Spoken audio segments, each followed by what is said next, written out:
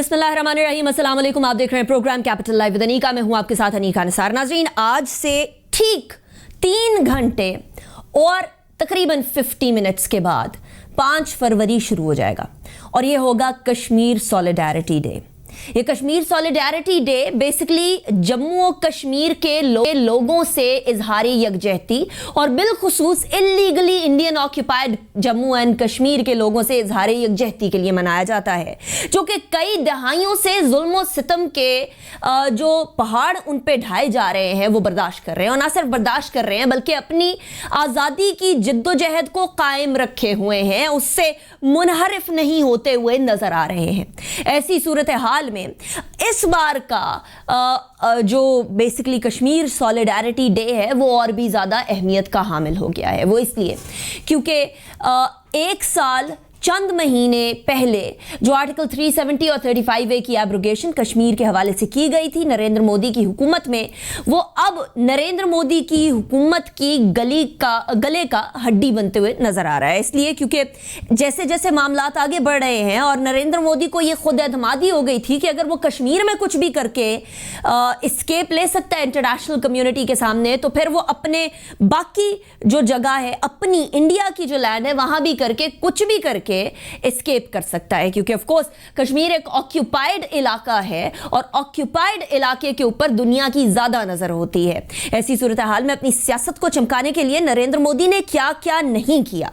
अपने लोगों को मारा, अपने ही सोल्जर्स को मारा ताकि वो इलेक्शंस में जीत सके। EU डिसइंफो लैब ने नरेंद्र मोदी का और भारत का वो चेहरा भी फाश कर दिया जहां पाकिस्तान के खिलाफ एक मुनज़्ज़म प्रोपेगेंडा मुहिम चलती रही। इसके अलावा DGISPR और शाह महमूद कुरैशी फॉरेन मिनिस्टर ने जो डोसिया इंटरनेशनल कम्युनिटी में बांटा, उसके अंदर भी बहुत सारे हक़ाइक़ सामने आए, जिसमें से भारत की स्टेट स्पॉन्सर्ड टेररिज्म भी सामने आई। एक फाशिस्ट मुल्क, एक ऐसा मुल्क जो कि पुराने हिटलर के जर्मनी के रास्ते पर चल पड़ा है, अब वो दुनिया के सामने बेनकाब होता हुआ नजर आ रहा है। हाल ही में ग्रेटा थनबर्ग, जो कि क्लाइमेट चेंज के हवाले से एक टीनेजर बहुत ज़्यादा मशहूर हुई, उन्होंने भी भारत के अंदर जो फार्मर प्रोटेस्ट है उसके खिलाफ एक ट्वीट किया। रेहाना, एक मशहूर और मारूफ गुलकारा, ने भी फार्मर्स प्रोटेस्ट के हवाले से ट्वीट किया। और अब पूरी इंटरनेशनल कम्युनिटी, बहुत सारे लोग सोशल मीडिया पर इस हवाले से आवाज़ भी बुलंद करने लगे हैं। तो ना सिर्फ कश्मीर, बल्कि जो मैं अपने शो में अक्सर औकात कहा करती थी कि ऐसा लगता है कश्मीर स्टार्टिंग पॉइंट है और टिपिंग पॉइंट जो होगा या एंडिंग पॉइंट जो होगा वो भारत का बाकी एरियाज होंगे जहां तकरीबन 61 के करीब आज़ादी की मुहिम चल रही है। इस हवाले से बात करेंगे। कल कश्मीर सॉलिडारिटी है, बिलखुसूस इस हवाले से भी बात करेंगे। मैं अपने मेहमानों का तारुफ करवाऊंगी, लेकिन एक ब्रेक के बाद।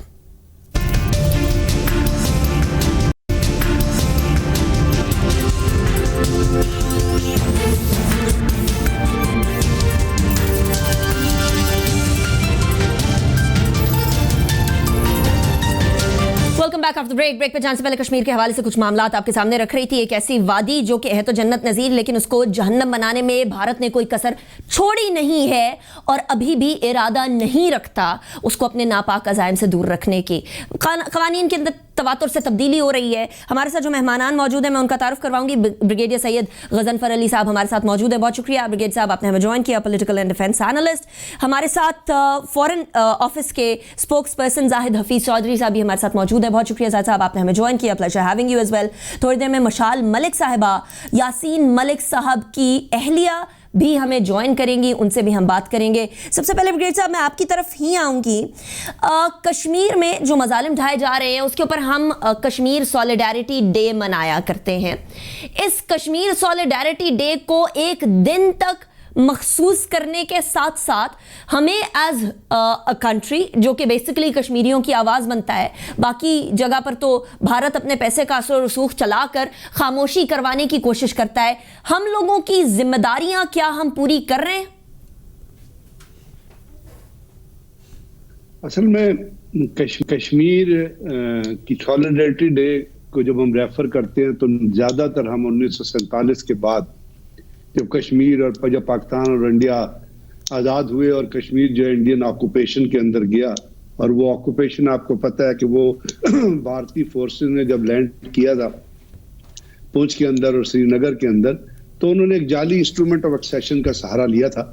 اگر اس انسٹرومنٹ آف ایکسیشن کو بھی آپ دیکھیں تو اس کے اوپر جو ڈیٹ پڑی ہوئی ہے 26 اکتوبر غالباً, اس سے ایک دن پہلے انڈین فورسز جو تھی وہ سری نگر میں اور پونچھ میں لینڈ کر چکی تھی, کیونکہ جو مجاہدین تھے جنہوں نے کشمیر آزاد کرایا بلتستان کی طرف سے زوجیلا پاس کراس کر کے آ رہے تھے, وہ پونچھ اور سری نگر کے دروازے پہ دستک دے رہے تھے.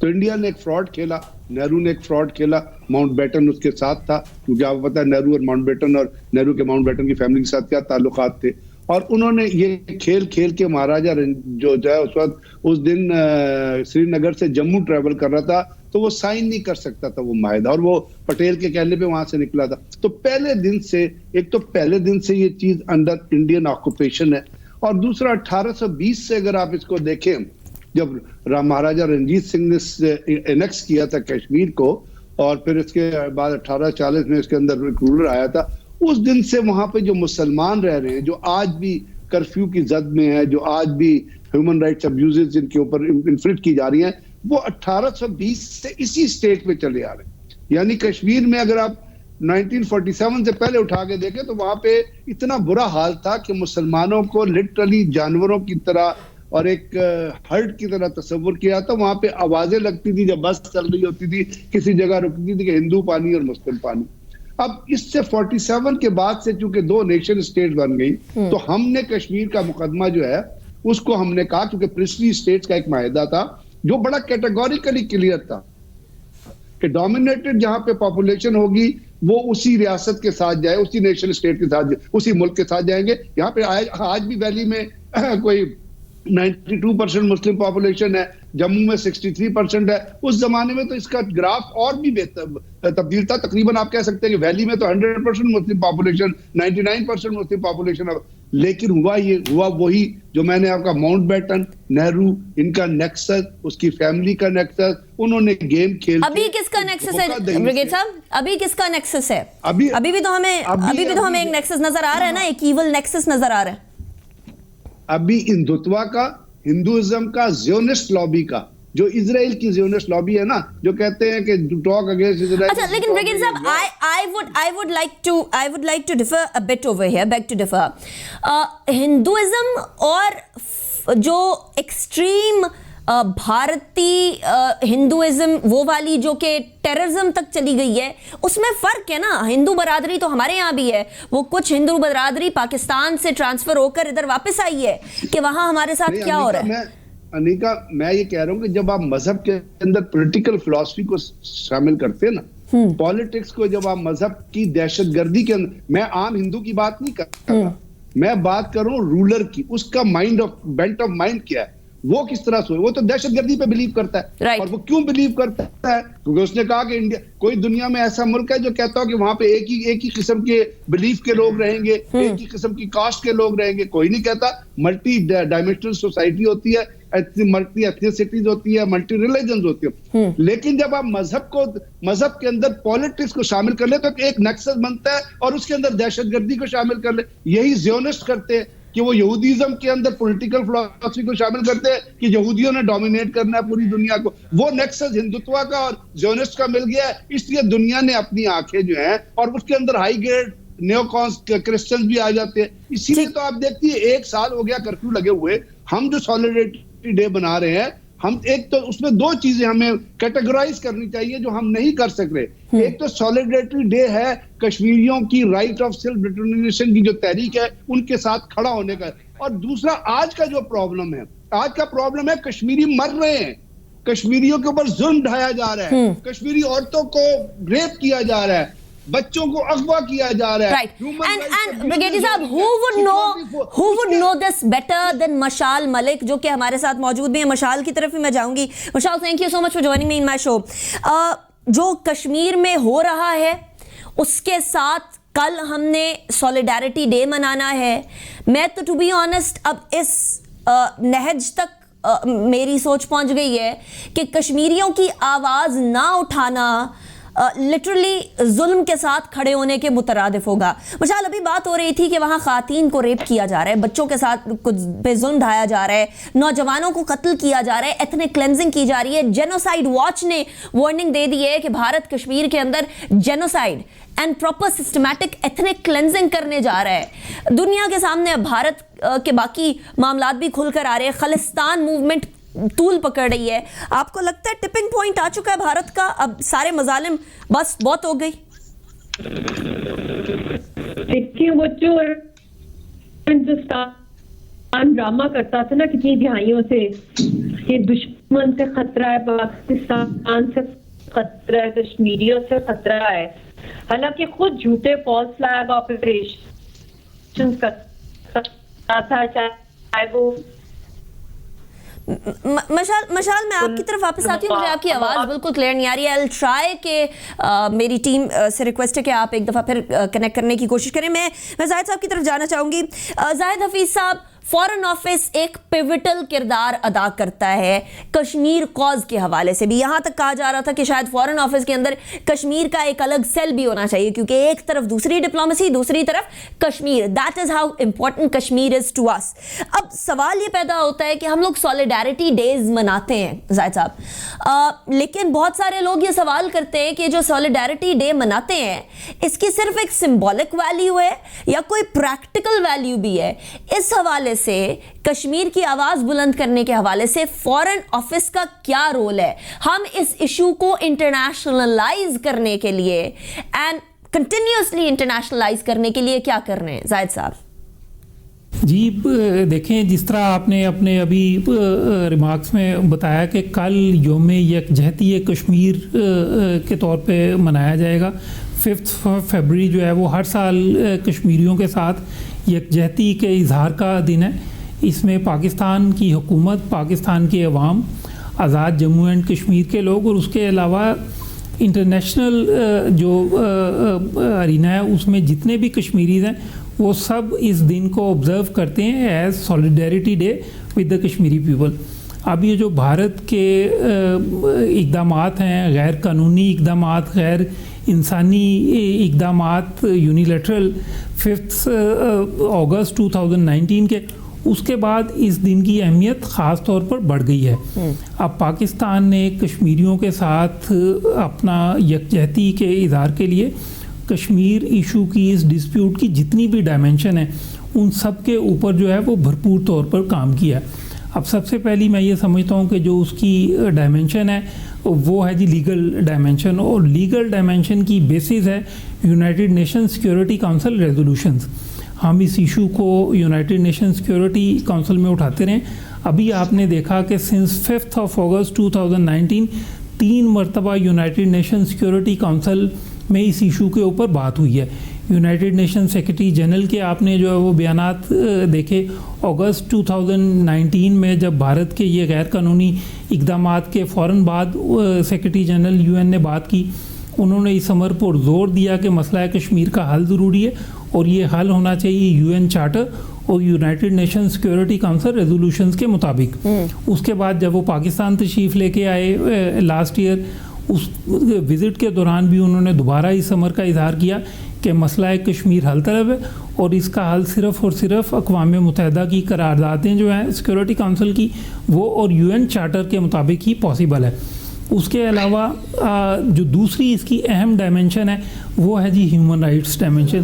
اس میں UN کی جتنی ہیومن رائٹس مشینری ہے including the UN high commissioner on human rights, اس کے علاوہ جو آفس آف ہیومن رائٹس کا ہے جی UN کا, اس کے علاوہ جتنی بھی international human rights and humanitarian organization ہیں ان سب میں مسئلہ کشمیر کو بھرپور طریقے سے, خاص طور پر جو انسانی حقوق کے حوالے سے بھارت وائلیشنز کر رہا ہے ان سب کو بھرپور طریقے سے اٹھایا گیا. آپ نے دیکھا کہ گلوبل پارلیمنٹ جو ہے US کانگریس کے اندر, برٹش پارلیمنٹ کے اندر, EU پارلیمنٹ کے اندر, پورچوگل کی پارلیمنٹ کے اندر, تو دنیا بھر میں پارلیمنٹس کے اندر اس ایشو کے اوپر بھرپور طریقے سے آواز اٹھائی گئی. آپ نے انٹرنیشنل میڈیا کو دیکھا, انٹرنیشنل میڈیا میں جس طرح سینشور کیا جا رہا ہے آج Indian illegally occupied Jammu and Kashmir में भारत की तरफ से जो मुजालिम ढाई जा रहे हैं, और तीसरी जो इसकी इम्पॉर्टेंट डायमेंशन है वो जी है पीस एंड सिक्योरिटी।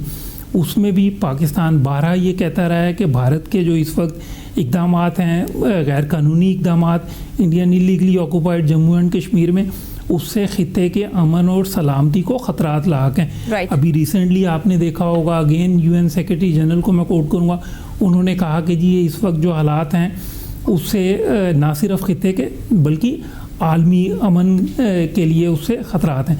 तो हम ये समझते हैं कि ये तमाम पहलू जो है वो हमने भरपूर तरीके से इंटरनेशनल कम्युनिटी के सामने रखे हैं और इंटरनेशनल कम्युनिटी की तरफ से भरपूर तरीके से उसका रिस्पांस भी हमें रिस्पांस आया। राइट, अच्छा जाहिद साहब, this is the most important point, international community का रिस्पांस। मैं इसकी तरफ भी जाऊंगी, मैं ब्रिगेडियर साहब की तरफ भी, मशाल की तरफ भी जाऊंगी। मुझे ब्रेक की तरफ जाना है, ब्रेक के बाद वापस आएंगे, उसके बाद फिर बात करेंगे इंटरनेशनल कम्युनिटी का रिस्पांस। एक तरफ इंटरनेशनल गवर्नमेंट्स, दूसरी तरफ इंटरनेशनल मीडिया, इसको कैसे कैटर करेंगे, ब्रेक के बाद।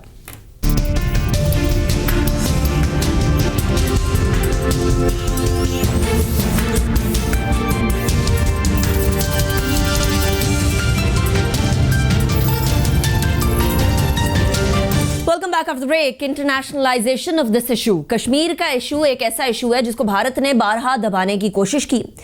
कश्मीरियों की जिंदगियां लेकर, उनकी ज़बाबंदी करके, उनके ऊपर मजालिम ढाकर, तमाम किस्म की बर्बरियत के पहाड़ कश्मीरियों के ऊपर तोड़कर कोशिश ये की कि इस मामले को दबाया जा सके। लेकिन कहा जाता है स्प्रिंग को जितना दबाएंगे वो उतना ऊंची उछलेगा, और कश्मीर के इशू के साथ भी यही हो रहा है। जितना दबाने की कोशिश की उतना ज़्यादा इंटरनेशनल कम्युनिटी के ज़बानों पर अब ये बात सुनाई देने लगी है। ब्रिगेडियर साहब, मैं आपकी तरफ आऊँगी बिफोर आई गो टू मशाल। पहले तो इंटरनेशनल कम्युनिटी में दो तफरीक कर लेते हैं। एक इंटरनेशनल गवर्नमेंट्स जिनके भारत के साथ बहुत सारे इकोनॉमिक मुआहदे हैं, बहुत सारी इकोनॉमिक मामला चल रहे हैं। दूसरी तरफ इंटरनेशनल मीडिया जो कि बारहा कश्मीर की आवाज को उठा रहा है, बुलंद कर रहा है, आर्टिकल्स आ रहे हैं, ओपेड्स आ रहे हैं, खबरें आ रही हैं। तीसरा भी ऐड कर लेते हैं इंटरनेशनल अवाम। तो आपको हर जगह पर इक्वली कश्मीर की आवाज जाते हुए लग रही है? देखिए, मैं इसको फर्दर डिवाइड करना चाहता हूँ। जब आप इंटरनेशनल कम्युनिटी की बात करती हैं और ममालिक की बात करती है तो हमें उनको दो हिस्सों में तफरीक करनी पड़ेगी। एक है वो जो वेस्टर्न कंट्रीज आपको कहते हैं, जैसे यूके है, पोर्चुगल की बात की, अभी बाकी इंटर यूरोपियन यूनियन की बात की। उसका दूसरा बहुत अहम सेगमेंट पाकिस्तान के हवाले से, पाकिस्तान की पॉलिसी, पाकिस्तान की आवाज के हवाले से है OIC या मुस्लिम कंट्रीज, और वो मुसलमान ममालिक जिनके भारत के साथ बड़े करीबी तिजारती ताल्लुकात हैं और उनके बहुत बहुत बिलियन डॉलर्स के माहिदे साइन हो चुके हैं। अब ये आज की बात तो है नहीं, ये बात है 1989 से। देखें, कश्मीर की आवाज उठनी शुरू हुई, वहां पे कश्मीरी प्रोटेस्ट क्रिएट हुए, जो फर्दर 2010 में कश्मीरी यूथ को मारा गया, 2016 में बुरहान वानी हुआ, और ये डे बाई डे ये चीज बढ़ती गई। और इसका क्लाइमेक्स आज हम देख रहे हैं, जब आर्टिकल 370 खत्म किया, इन इलाकों को यूनियन टेरिटरीज डिक्लेयर किया, तो जब इसको डिक्लेयर किया गया तो पाकिस्तान ने आवाज उठाई, और कश्मीर का दूसरा हिस्सा जो चाइना के पास है, अक्सी चीन का, वहां चाइना ने आवाज उठाई। अब होना तो चाहिए, जहां तक मैं तो इंटरनेशनल कम्युनिटी में जब आप वेस्टर्न प्रेस पे जाते हैं, वेस्टर्न ममालिक में जाते हैं, जैसे अमेरिका की कांग्रेस में भी एक करारदाद पास हुई और उसके ऊपर जो बाइडन का भी और नैन्सी पेलोसी का भी एक रिमार्क आया जो उन्होंने अपने इलेक्शन से पहले दिया। इलेक्शन के बाद तो अभी तक कोई स्टेटमेंट आई नहीं है, लेकिन वो तो चल रहे, लेकिन होना ये चाहिए था, जिसका बहुत बड़ा लैक रहा है। हालांकि पाकिस्तान मुख्तलिफ ममालिक 1990 से तो हम कश्मीर सॉलिडरिटी डे मना रहे हैं ना, जब पहले दफा हमने शुरू किया, तो वो ममालिक जो हमारे साथ कदम मिला के चलते, वो ये सोचते एक सेकंड को, जो हमारे मुसलमान ममालिक हैं, वो उनके ज़हन में ये ख्याल, चलो यार कश्मीर में मुसलमानों का अगर नहीं है तो इंसान तो रह रहे हैं ना, इंसानियत की तो कोई वक़्त है या नहीं है आपको। ब्रिगेडियर साहब जरा उस तरह से सोचते हैं ना हम, जिस तरह से बाकी ममालिक सोचते हैं। बाकी ममालिक सिर्फ पैसे के तरीके से सोच रहे हैं, लेकिन अगर पैसे के हवाले से भी सोचा जाए اور کشمیر کو اس ڈسپیوٹ سے نکال دیا جائے تو ورلڈ اکانومی کے اندر بھی ایک امپورٹنٹ کیریکٹر بن کر سامنے آ سکتا ہے کشمیر, چاہے وہ انڈیپینڈنٹ ہو, چاہے وہ پاکستان کے ساتھ ملنا چاہے. Does the world understand that brigadier صاحب؟ اگر ورلڈ انڈرسٹینڈ, میں یہ کہتا ہوں کیپٹل اکنامکس کی ہم زیادہ بات کرتے ہیں نا کہ دنیا کی, انڈیا کی اکانومی بڑی ہے. مجھے بتائیے کہ ایسٹ تیمور کی کون سی اکانومی تھی, کیوں یو این نے اس کو انڈیپینڈنس دلوائی؟ ساؤتھ سوڈان کی کون سی اکانومی تھی؟ رائٹ. وہ یہ جو پرسپٹیو اینگل, ایک بہت بڑا اینگل ہے نا, وہ مسلمان ریلیجن کے حساب سے ایک مسلمانی روہنگا مسلمز ہیں, آج وہاں پہ حکومت ختم ہوئی ہے تو وہ کہتے ہیں کہ جی انڈیا کا, امریکہ کہتا ہے کہ ہم سینکشن لگائیں گے. ٹھیک ہو گیا. اچھا بریگیڈیئر صاحب before, right, you have a very valid point actually. میں زاہد صاحب کی طرف جانا چاہوں گی before I go to Mishal Malik صاحبہ. زاہد صاحب, بھارت کا اصل چہرہ اور مکرو چہرہ اب slowly and gradually international community کے سامنے آ رہا ہے. اس کے اندر فورن آفس کا بھی ایک بڑا اہم کردار ہے, اس کے اندر اس ڈوسیا کا بھی بڑا اہم کردار ہے جو کہ فورن منسٹر اور D G S P R نے مل کر دیا. اس کے اندر کشمیریوں کی آوازیں جو بلند کرنے والا ڈائسپورا ہے پاکستان کا, کشمیر کا, اس کا بھی ایک بہت اہم کردار ہے. لیکن اب انٹرنیشنل ریناؤنڈ پلیئرز سامنے آ رہے ہیں. گریٹا تھنبرگ ہو گئی, ریانا ہو گئی, یہ وہ لوگ ہیں جن کے بہت سارے پرستار ہیں. اب یہ بھی بھارت کے مکرو چہرے کی بات کرنے لگے ہیں. اس کے اندر پاکستان کا فورن آفس, پاکستان کے عوام ایک کیٹلسٹ کے طور پر کیسے ایکٹ کرتے ہیں؟ کیا ہم ایک کیٹلسٹ کے طور پر اس معاملے کو آگے لے کر جانے کے طور پر ایکٹ کر بھی رہے ہیں یا نہیں؟ دیکھیں, جس طرح میں نے اپنے پہلے بھی میڈیا کے ساتھ انگیجمنٹ میں بارہ اس بات کا ذکر کیا کہ ہم تو بھارت کے جھوٹ کا جواب جو ہے وہ سچ سے دیں گے. ہم بھارت کی جو ڈس انفارمیشن کیمپین ہے, جو منفی پروپیگنڈا ہے, ہم اس کا جواب through positive constructive engagement and outreach to the international community دیں گے. آپ نے دیکھا ہم نے بھارت کے خلاف جو ہے وہ ایک ڈوزیے پریزنٹ کیا جس میں irrefutable ایویڈنس پاکستان نے پرووائڈ کیا کہ کس طرح India is involved in aiding, abetting, financing, planning and execution of terrorist activities in Pakistan. اس کے بعد EU ڈس انفو لیب کی رپورٹ سے دنیا نے دیکھا کہ کس طرح بھارت گلوبلی پاکستان کے خلاف ایک منفی ڈس انفارمیشن کیمپین میں اور پروپیگنڈے میں انوالو ہے, اور کس سطح پہ انوالو ہے, کس طرح اس نے جعلی تھنک ٹینکس بنائے, کس طرح اس نے انٹرنیشنل انسٹیٹیوشنز کو ابیوز کیا, کس طرح اس نے جعلی ڈومینز کریٹ کی. تو یہ سارا دنیا کے سامنے ہے. پھر ریسنٹلی آپ نے ارناب گوسوامی جو انڈین جرنلسٹ ہے, جو کہ ماؤتھ پیس ہے, ہم یہ سمجھتے ہیں RSS بی جے پی رجیم کا, اس کے جو واٹس ایپ چیٹس لیک ہوئیں, اس سے یہ دنیا نے دیکھا کہ جو ہم ہمیشہ سے یہ کہتے تھے کہ بھارت خود ایک فالس فلیگ آپریشن کرتا ہے, اس کے بعد اس آپریشن کا الزام پاکستان کے اوپر لگاتا ہے اور پھر ایک پاکستان کے خلاف الٹرا نیشنلسٹ سینٹیمنٹ کو سٹوک کرتا ہے اور اس کی بیسس پہ پولیٹیکل گینز کرنے کی کوشش کرتا ہے. اور اس طرح ہم نے دیکھا بھی کہ انہوں نے الیکشن کے اندر جس طرح وہ گینز کی. اب یہ ساری چیزیں دنیا کے سامنے ہیں. یہ بھارت کا منفی پروپیگنڈا, بھارت کی state sponsorship of terrorism.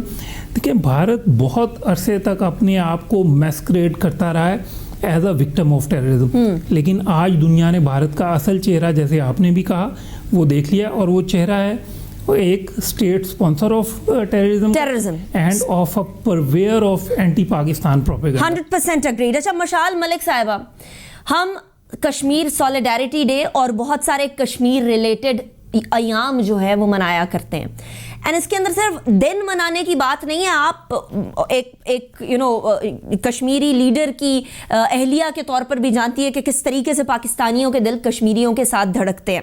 What more can a Pakistani person, normal Pakistani جو عام عوام کا حصہ ہے, فورن آفس چھوڑیے, حکومت چھوڑیے, وہ تو اپنا کام کر ہی رہے ہیں, لیکن ایک عام پاکستانی کیا کر سکتا ہے کشمیری کے ساتھ کھڑے ہونے کے لیے, کشمیر کے ساتھ کھڑے ہونے کے لیے؟ سب سے پہلے تو میں بہت شکر گزار ہوں پاکستانی قوم کی کہ آپ لوگوں نے ہمیشہ ہمیں دعائیں دی ہیں, ہمارا ساتھ دیا ہے, ہماری آواز بنے ہیں. اور یہ دن تو بیسکلی ایک ریمائنڈر ہے, ایک پلیج ہوتا ہے سولیڈیرٹی کا, جو اتنی بے مثال قربانیاں دی ہیں کشمیری نیشن نے ہندوستان کی بربریت کے خلاف. مگر میں سمجھتی ہوں کہ یہ پاکستان کیا پورے خطے کا سب سے بڑا سیاسی مسئلہ ہے, اور اس مسئلے کو الائیو کرنے میں اور ہمیشہ کے لیے جب تک یہ مسئلہ حل نہیں ہوتا تو میں سمجھتی ہوں کہ اس کو ہر وقت جو پاکستان کی عوام ہے اس کے اندر اویئرنیس کیمپینز ہونی چاہیے, بڑے بڑے جلسے ریلیز ہونی چاہیے, سیمینارز ہونے چاہیے, جو رائٹرز ہیں جو انٹلیکچوئلز ہیں اس کے اوپر آرٹیکلز لکھیں, بکس لکھی جائیں اس کے اوپر, ہماری ہسٹری, ہماری کانسٹیٹیوشن, جو ہماری جو لیگل جو ہماری بیٹل ہے ہندوستان کے خلاف آزادی کے لیے یو این کی قراردادوں کے مطابق, اور جو ظلم کیا ہے اس کے اوپر ریسرچ پیپرز ہونے چاہیے. اور اس کے ساتھ ساتھ جو ایجوکیشنل انسٹیٹیوٹس ہیں, ہمارا جو سلیبس ہے پاکستان کا, اس میں زیادہ سے زیادہ جو نیشنل ایشو, جو سب سے بڑا, میں نے پہلے بھی کہا ہے, خطے کا سب سے بڑا سیاسی مسئلہ جو امن کا, اکانومی کا, سلامتی کا, وہ کشمیر کا مسئلہ ہے. اسٹوڈنٹس کو اس کے اوپر باقاعدہ کشمیر اسٹڈیز کا جو سبجیکٹ ہے وہ لانچ ہونا چاہیے. اور پرائمری اسٹڈیز کے اندر جو کلاسز ہوتی ہیں اس کے اندر جو ینگ ایج ہوتی ہے اس وقت سے ان کو یہ سبق پڑھایا جائے جو انفنشڈ ایجنڈا ہے پارٹیشن کا. Right, that's actually a very good suggestion کہ چھوٹی ایج سے سینسٹائز کیا جائے پاکستانیوں کو کہ آخر کشمیر میں ہو کیا رہا ہے, اور آہستہ آہستہ ایک آدھے ایمبیسڈر کی کسی ملک میں ضرورت نہیں پڑے گی بلکہ ہر پاکستانی کشمیر کا ایمبیسڈر ہوگا, جو کہ ابھی بھی ہے. ٹو بی آنسٹ, بریک کی طرف جائیں گے, بریک کے بعد پھر واپس آئیں گے. بھارت کا ایک طریقہ کار ہے کہ ایک آزادی کی مہم کو ٹیررزم کا طریقہ کار یا ٹیررزم کا لبادہ اڑھانے کی کوشش کی جائے, اس کے حوالے سے بات کریں گے بریک کے بعد.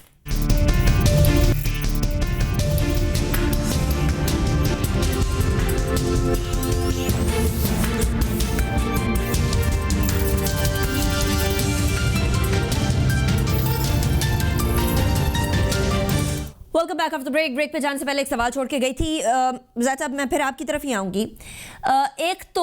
ایک طرف فریڈم فائٹرز اپنی جد و جہد, آزادی کی جد و جہد میں مصروف ہیں, ان کو بارہا بھارتی افواج کی طرف سے مظالم کا نشانہ بنایا جاتا ہے, بٹ شہید بھی کیا جاتا ہے. برہان وانی کی شہادت نے ایک نئی روح پھونک دی ہے کشمیری سٹرگل کے اندر, لیکن اس فریڈم سٹرگل کو ٹیررزم کا لبادہ اڑانے کی کوشش کی جا رہی ہے بھارت کی طرف سے.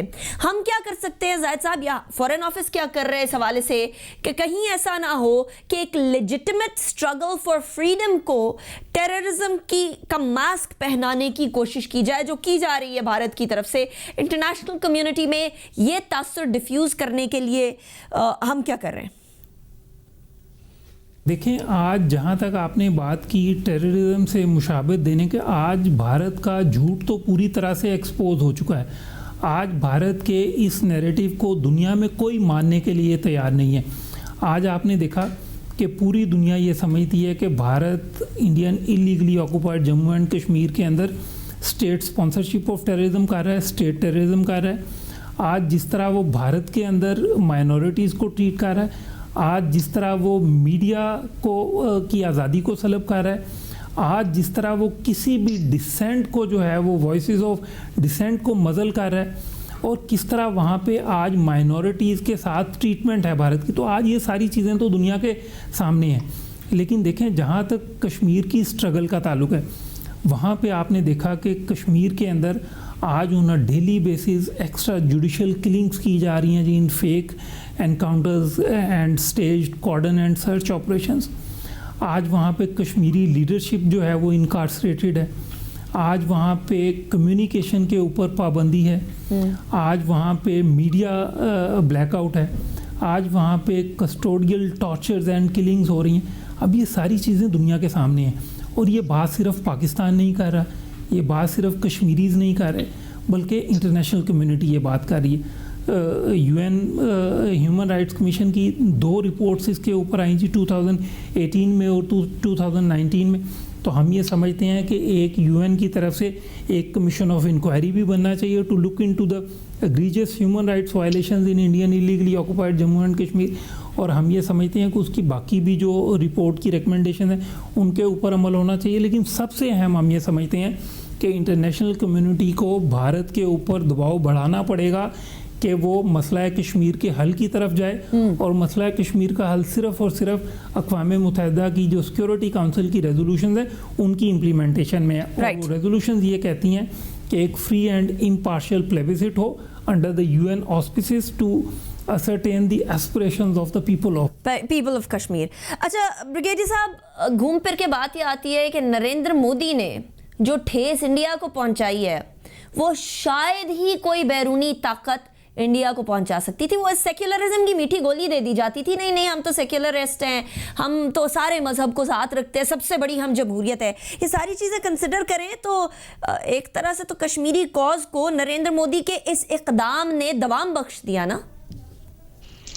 کشمیر کی کاز کو تو ایون نہرو نے دوام بخشا تھا, اس لیے کہ جب آپ 1947 کے انسٹرومنٹ آف ایکسیشن کی طرف جاتی ہیں تو اس کے اندر جب انسٹرومنٹ آف ایکسیشن میں ایکسیشن ایکسیپٹ کیا تھا نہرو نے, ایک تو اسے دو ایک تو اس نے کہا تھا شیخ عبداللہ کو رہا کر اپنا جو اس وقت کے چیف منسٹر تھے, دوسرا اس کے اندر اس انسٹرومنٹ آف ایکسیشن میں ایک پروویژن ایڈ کی گئی تھی اور وہ پروویژن کہتی تھی کہ یہ اس پروویژن کا ہیڈ تھا reference to the people. Reference to the people کے اندر یہ کہا گیا تھا کہ جب اسٹیٹ کے اندر نارملسی ہو جائے گی تو اس کے اندر صرف لوگوں کی وش کے مطابق ڈیسائیڈ کیا جائے گا. Exactly, and that is the most important point. Brigadier صاحب, I'm sorry I'm cutting you short, but we'll have to end here. میرا شو کا ٹائم ختم ہو گیا. We would have discussed it in detail. Brigadier Ghazanfar صاحب بہت شکریہ, زاہد صاحب spokes person of FO foreign office بہت شکریہ, اینڈ مشال ملک صاحبہ بہت شکریہ آپ نے جوائن کیا. اسی کے ساتھ اجازت دیجیے, اپنا بہت خیال رکھیے گا. اللہ حافظ.